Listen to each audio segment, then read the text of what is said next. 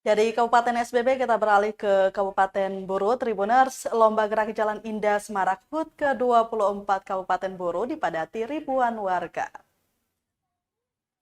Ribuan warga Kabupaten Buru padati jalanan Kota Namlea untuk menyaksikan Lomba Gerak Jalan Indah Rayakan HUT ke-24 Kabupaten Buru, Sabtu 7 Oktober 2023. Pantauan tribunamon.com di lokasi tak hanya remaja dan orang tua, anak-anak juga antusias menyaksikan gerak jalan indah itu. Salah seorang warga, Fitria, mengatakan gerak jalan indah adalah paling ditunggu mengingat para peserta tampil dengan variasi gerakan yang berbeda. Lanjutnya, tak hanya warga kota, banyak dari penonton datang dari pelosok desa di kabupaten berjuluk Bupolo itu. Diketahui Tribuners, lomba terbagi atas 3 kategori, yakni kategori SD, SMP, SMA, serta instansi pemerintahan daerah dan umum.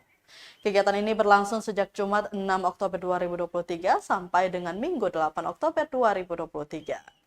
Data dihimpun pada kategori tingkat menengah pertama dijuarai SMPN 9 Buru, disusul SMPN 17 Buru pada peringkat kedua, SMPN 45 Buru pada peringkat ketiga. Kemudian SMPN 1 Buru pada peringkat keempat, SMPN 16 Buru dan SMP Itunas Bangsa pada posisi kelima dan keenam.